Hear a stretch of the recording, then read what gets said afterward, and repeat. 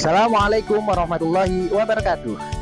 Yang kami hormati Bapak Ibu penguji ujian kinerja, perkenalkan nama saya Muhammad Aman Mahmud, guru Al-Quran Hadis dari Manfaat Jombang, sekaligus mahasiswa PTG S1 tahun 2025 UIN Mahmud Yunus Batu Sangkar. Saya di sini akan praktek mengajar kelas 10 mata pelajaran Al-Quran Hadis dengan materi memahami unsur-unsur hadis. Silakan menyaksikan.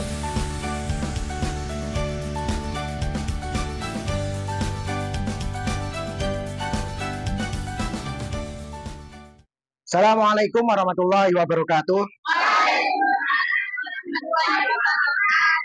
Bagaimana kabarnya anak-anak? Baik, sebelum kita mulai pelajaran pada pagi hari ini, silakan ketua kelas dipimpin untuk berdoa.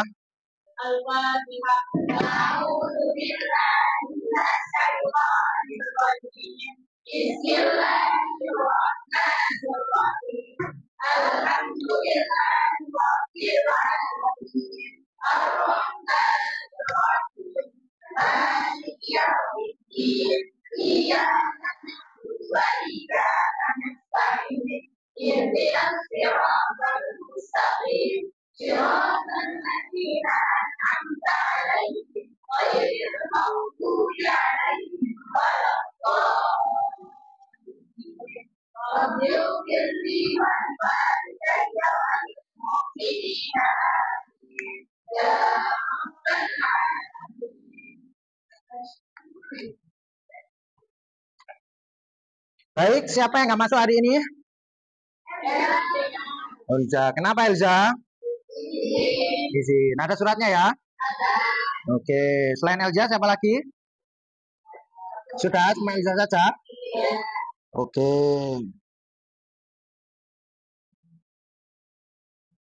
Baik, mari kita mulai pembelajaran kita pada pagi hari ini. Baik, sebelum kita mulai kegiatan pembelajaran pada pagi hari ini, mari kita ice breaking terlebih dahulu ya, biar lebih fresh, lebih fokus. Coba berdiri semuanya. Oke, biar semangat ya, biar gak ngantuk ya. Tepuk satu, tepuk satu, satu. Nah, ya fokus, fokus, ya fokus, ya fokus. Yo, tepuk satu, satu.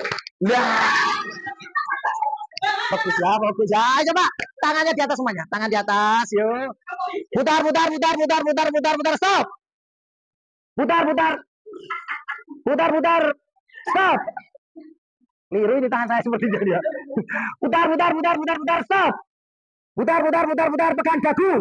Dagu ya, dagu, fokus ya, dagu ya. Coba lagi, angkat tangannya, putar, stop, pegang jidat.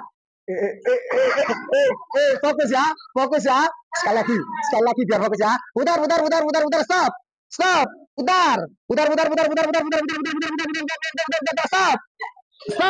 pegang dagu. Tepuk tangan itu semuanya. Silakan duduk ya. Oke, sebelum kita lanjutkan ke materi kita selanjutnya, mari kita mereview kembali ya pelajaran yang kemarin telah kita pelajari. Coba siapa yang masih ingat materi kita sebelumnya, angkat tangan. Oke, silakan. Para sahabat menerima hadis secara langsung dan tidak langsung. Penerimaan secara langsung misalnya saat Nabi Shallallahu Alaihi Wasallam memberi ceramah, pengajian, khutbah atau penjelasan terhadap pertanyaan para sahabat. Bagus, tepuk tangan.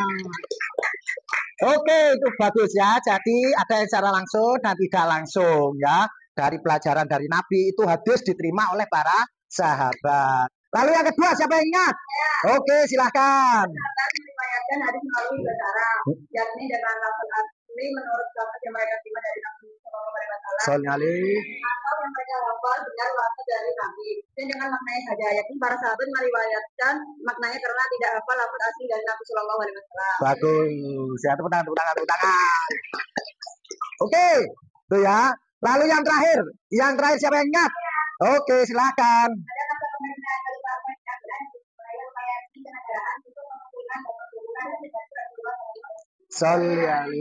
Jadi Khalifah Umar bin Abdul Aziz itu pertama kali yang memerintahkan secara resmi untuk pembukuan hadis. Oke, baik. Sekarang kita masuk ke materi kita selanjutnya ya.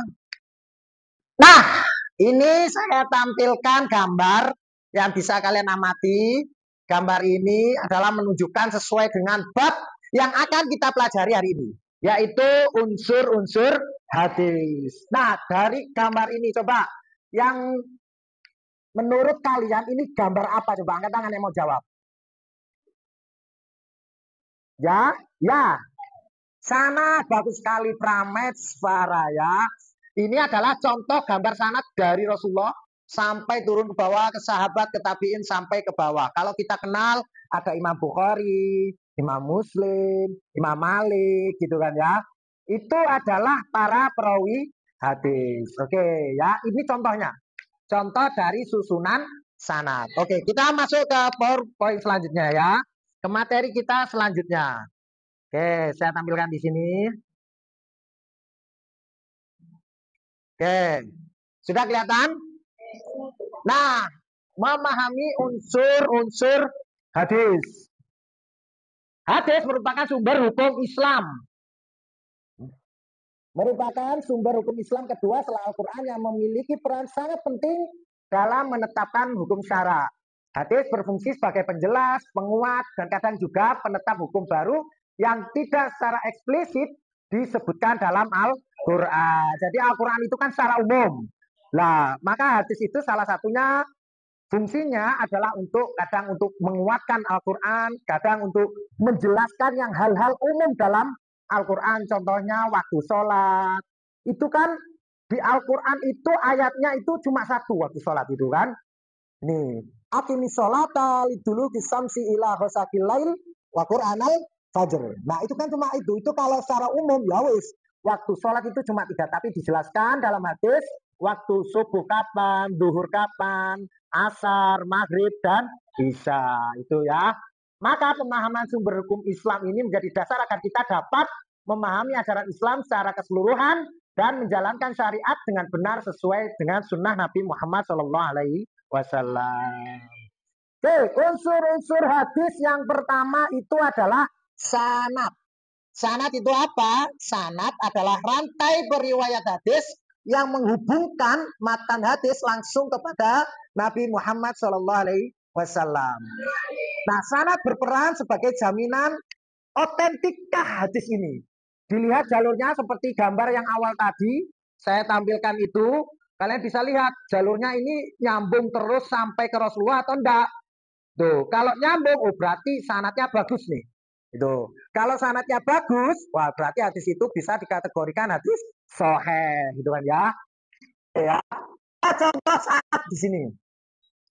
Haddatsana Muhammad bin Bashar, qala haddatsana Muhammad bin Ja'far, qala haddatsana Subah an Simak bin Harb, dan seterusnya sampai dengan anna Nabi Shallallahu Alaihi Wasallam. Jadi sanad itu jalurnya dari kalau kita sering lihat hadis dari awal haddatsana an sampai dengan Rasulullah Shallallahu Alaihi Wasallam itu adalah sanad. Rantai periwayatan hadis dari awal sampai dengan akhir, yaitu dari Rasulullah ke sahabat, sahabat ke tabiin, tabiin ke tabiin, sampai terus ke ulama, sampai nanti ke Imam Bukhari, Imam Malik, sampai terus pada kita.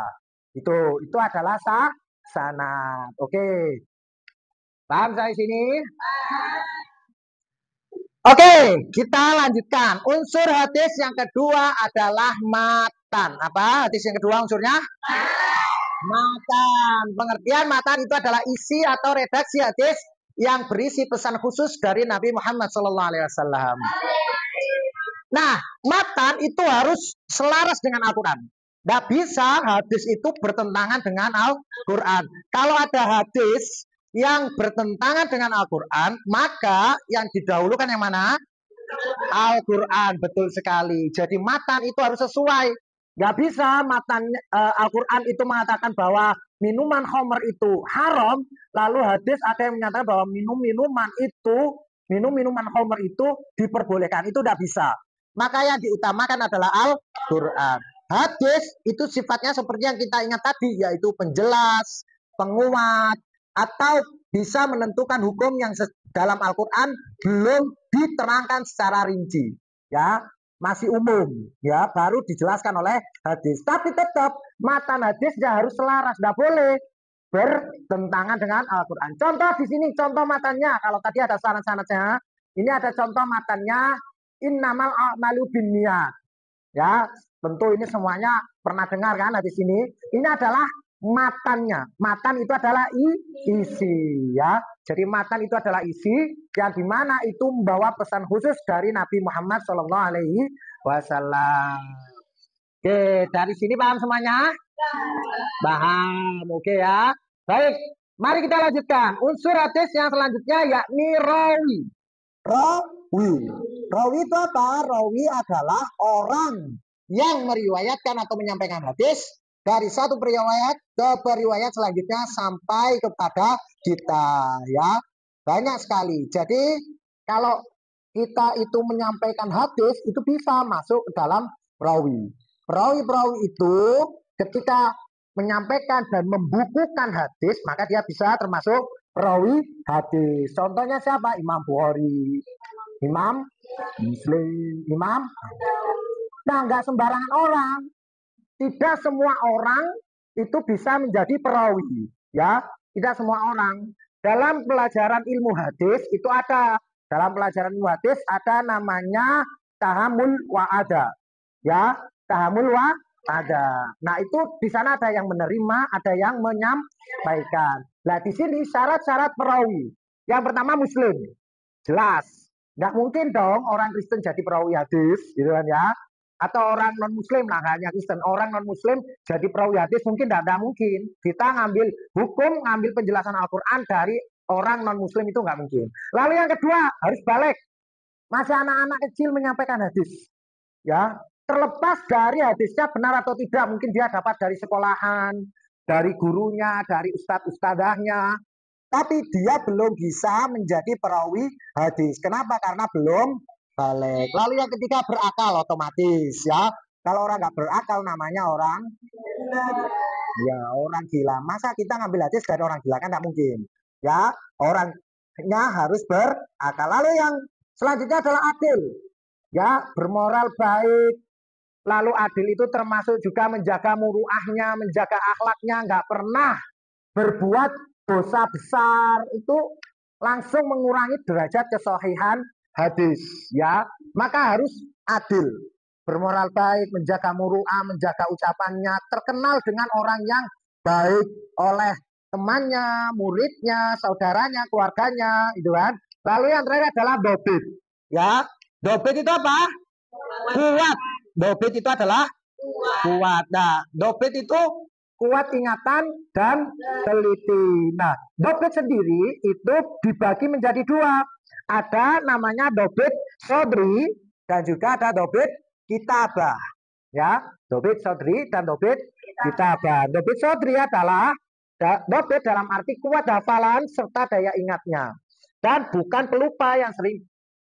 Kalau orang pelupa, otomatis dia nggak jadi kuat hafalannya. Ya. Lalu ada yang kedua adalah dobit kitabah. Dobit kitabah itu adalah dapat memelihara kitab hadis dari gurunya sebaik-baiknya, sehingga tidak mungkin ada perubahan. Paham sampai sini? Ya. Nah, dari situ, dari sanad, matan, rawi, itu ada tingkatan-tingkatannya, ada tobakoh-tobakohnya.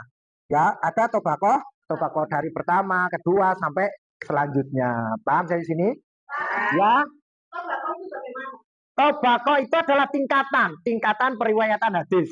Dari mulai tobakoh pertama itu adalah sahabat, karena bertemu langsung dengan Nabi. Sahabat itu siapa? Orang. Betul, orang yang bertemu langsung dengan Nabi dan beriman. Kalau tabiin dan beriman ini penting, karena nggak semua orang yang bertemu Nabi, nggak semua orang yang bertemu sahabat itu beriman. Contoh yang bertemu langsung dengan Nabi, ya, tapi nggak beriman. Contohnya siapa? Abu Jahal, Abu Lahab, ya, itu semuanya, ya. Padahal beliau-beliau ini adalah termasuk dari keluarga besarnya Rasulullah, tapi tidak beriman. Maka pentingnya itu iman. Ya, penting iman itu sehingga bisa meyakinkan diri kita, hati kita untuk mendalami tentang keimanan kepada Allah dan Rasulullah, gitu kan? Nah, ini contoh hadis yang versi lengkap, ya. Kalau kita sering dengar hadis itu cuma dengan innamal a'malu binniyat, gitu kan? Wa innamal likulli imri'in ma nawa. Macam tuh, kan? Nah, ini contoh hadis secara lengkap. Dari mulai hatta sana sampai terakhir. Nah, di terakhir ini karena ini riwayatnya Imam Bukhari. Di akhir itu biasanya dalam kurung rawahul Bukhari. Berarti dia periwayatnya dan ditulis di kitabnya Imam Bukhari. Karena sahih itu ada beberapa tingkatan. Ada sahih menurut Imam Bukhari dan ditulis di bukunya, di kitabnya. Ada sahih menurut Imam Muslim dan ditulis di kitabnya. Dan urutan paling tinggi itu adalah sahih menurut Imam Bukhari dan Imam Muslim. Sampai terakhir ada tingkatan-tingkatannya. Itu akan dibahas di bab-bab ilmu hadis. Nah, dari sini bisa kita lihat telah menceritakan kepada kami haddatsana Humaidi Abdullah bin Zubair qala haddatsana Sufyan. Itu kan urut-urutannya. Urut-urutan sanad, ya, urut-urutan sanad. Jadi sanad dimulai dari ketika diriwayatkan oleh Imam Bukhari dapat dari siapa? Imam Bukhari dapat dari Humaidi Abdullah bin Zubair. Ya, tuh, karena itu urutan pertama sanadnya. Setelah Imam Bukhari telah menceritakan kepada kami Humaidi Abdullah bin Zubair qala hadatsana. Jadi Humaidi itu dapat dari siapa? Dapat dari Sufyan. Lalu Sufyan dapat dari siapa? Yahya bin Sa'id Al-Ansari. Itu terus sampai dengan qala sami'tu Rasulullah sallallahu alaihi wasallam yaqul innamal a'malu binniyat wa innamal likulli imri'in ma nawa. Nah, ini penekanannya. Kembali ke matan tadi, ya. Nah, matan tulisan innamal a'malu binniyat itu antara periwayat hadis antara satu dengan yang lainnya bisa berbeda-beda. Ada yang innamal a'malu binniyah, taknya pakai tak marbutah, ada yang seperti itu binniyat. Intinya sama. Innamal a'malu binniyat. Yang penting adalah setelah melihat isinya, lalu melihat ini sanadnya. Oh, sanadnya jalurnya rapi. Jalurnya dobit. Dobit apa tadi? Kuat, ya. Dobit itu apa tadi? Kuat. Maka dari situ bisa dikategorikan sahih. Jadi terlepas dari matan itu berbeda-beda tulisannya. Apakah itu menggunakan tak tanis atau menggunakan tak marbuto, itu yang penting adalah jalur sanadnya bagus.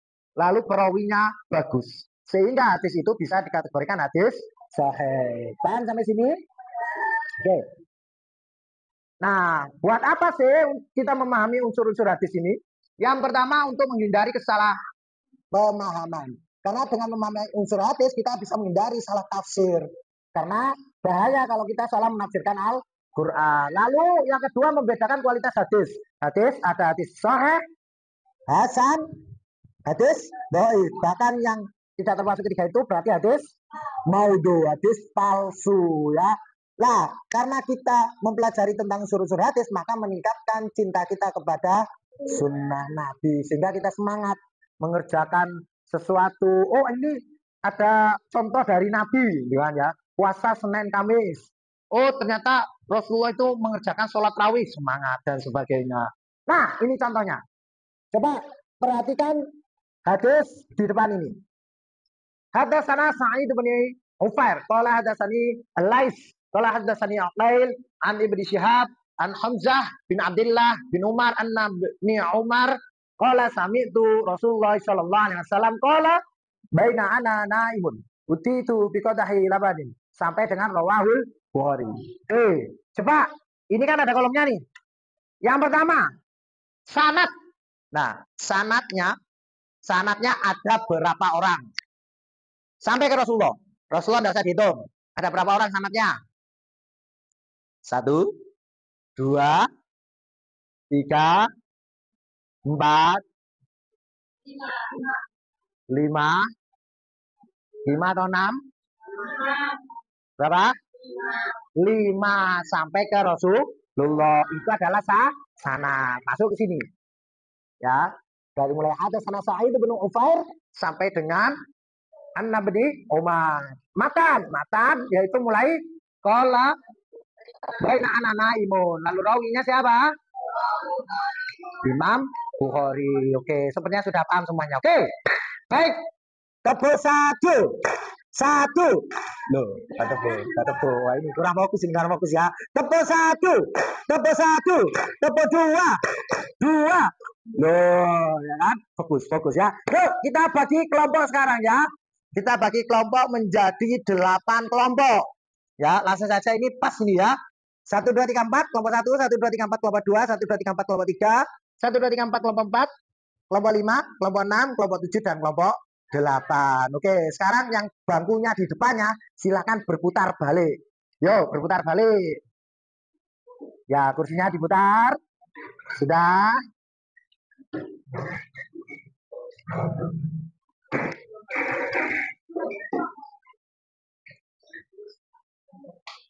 Oke ya, akan saya bagikan hadis-hadisnya ya. Hadis yang kalian nanti identifikasi apakah itu mana sanadnya, mana matannya, mana rawinya ya. Oke.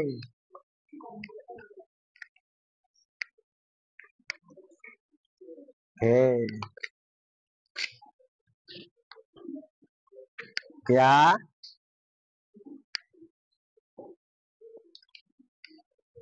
Tulis jawabannya di kertas folio ini.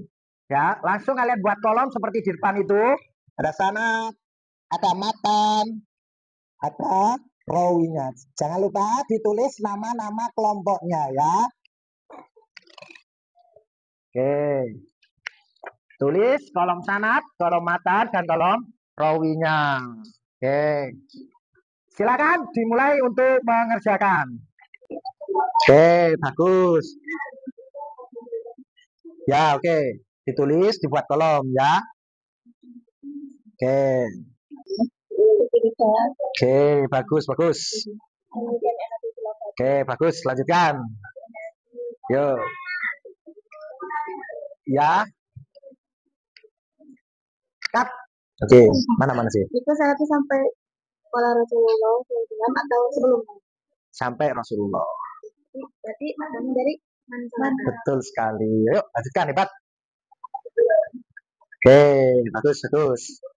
Ya, ditulis yang rapi ya. Siap. Oke, baik. Setelah kalian berdiskusi bersama, mari kita bergantian maju. Perwakilan saja, nggak usah semuanya, nggak apa-apa. Nanti ada beberapa kelompok yang saya tunjuk secara acak. Nanti silahkan maju ya. Menyampaikan hasil diskusi dari hadis-hadis yang telah saya bagikan tadi ya. Hasil diskusinya, mana sanadnya, mana matannya, dan mana rawinya. Oke.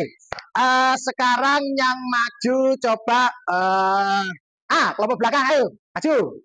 Silakan. Ya. Mari kita beri aplaus yang meriah untuk kelompok. Oke, ya, semangat ya. Oke. Sampaikan dulu nama kelompoknya siapa saja, lalu dibacakan hadisnya dan mana sanad, matan dan rawinya. Silakan. Assalamualaikum warahmatullahi wabarakatuh. Waalaikumsalam warahmatullahi wabarakatuh. Kami dari kelompok 3 akan mempresentasikan tentang apa itu sanad, rawi, matan dan rawi. Perkenalkan, nama saya Najwa Mafaljanati. Perkenalkan, nama saya Jumlah.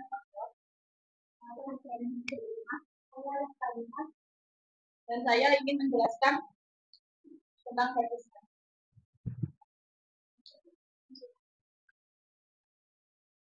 Yang pertama yaitu sanad, yang isinya pada sana Muhammad bin Musanna, pada sana Abdul Wahab Al-Safri, pada sana Ayyub Al-Abi Bulabah An-Anis bin Malik radhiyallahu anhu Nabi sallallahu alaihi wasallam. Sholli alaihi. Yang kedua yaitu matan atau isinya hadis.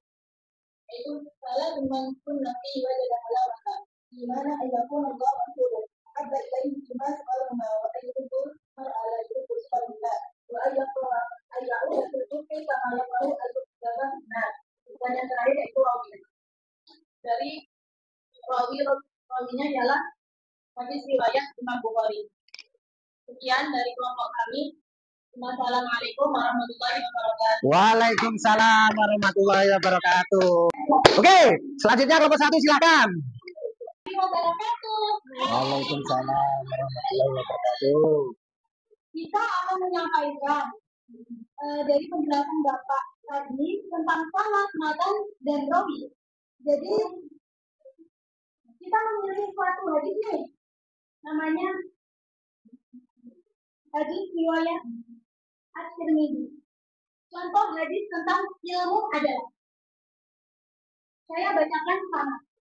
Haddatsana Mahmud bin Ghailana haddatsana Abu Usama an A'mashi an Abi Salih an Abi Hurairah. Qala Rasulullah sallallahu alaihi wasallam. Sholli alaihi. Ini adalah sanadnya, guys. Jadi sekarang mata.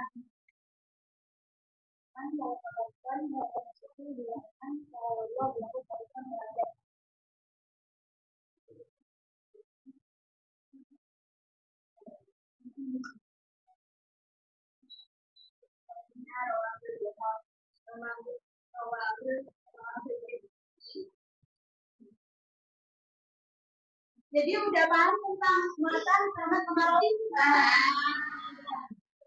Sekian dari kami. Saya Sofia Madarina dan ini Eva, serta ini adalah Tihan dan ini adalah Nini.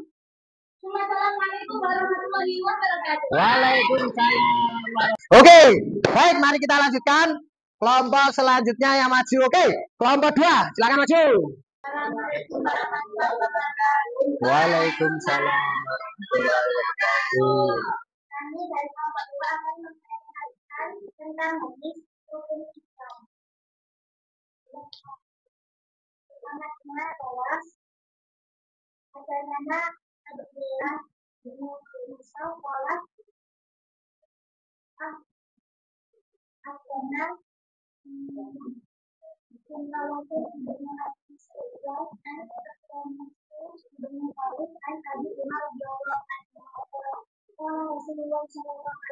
Sholli alaihi.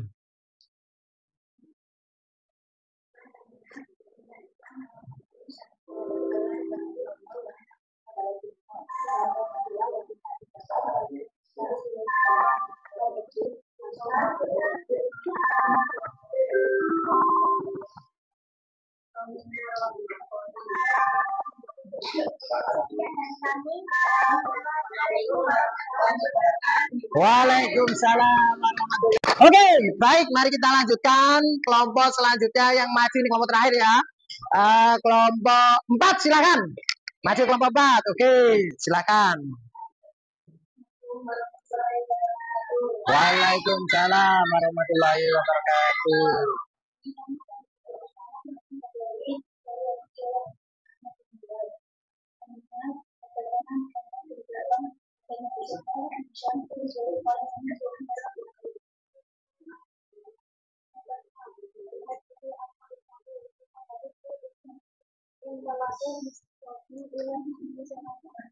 Sholli alaihi.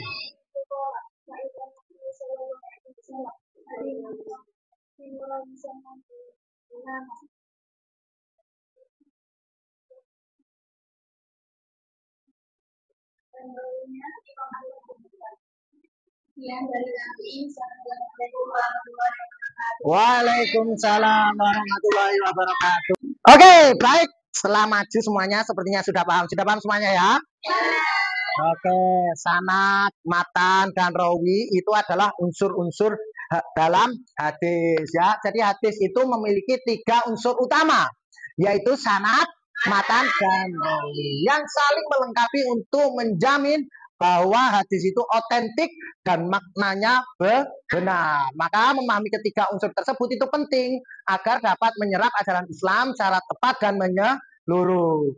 Sebagai sumber hukum Islam yang kedua, setelah Al-Quran, hadis menjadi fondasi kuat bagi praktek agama kita, sehingga memahami unsur-unsurnya itu sangat penting bagi kita pembelajar dan umat Islam pada umumnya. Oke ya, tetap semangat. Jadi persiapkan materi untuk selanjutnya, pertemuan selanjutnya. Silakan kalian pelajari di rumah dengan baik ya. Jangan lupa ibadah dan sholat ya. Oke, mari kita tutup dengan bacaan doa kafaratul majelis.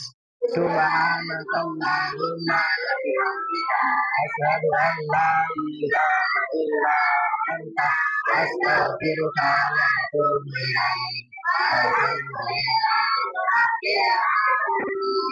Akhirnya dari saya kurang lebihnya mohon maaf, semoga bermanfaat. Wabillahi taufiq wal hidayah wa ridho wal inayah. Wassalamualaikum warahmatullahi wabarakatuh.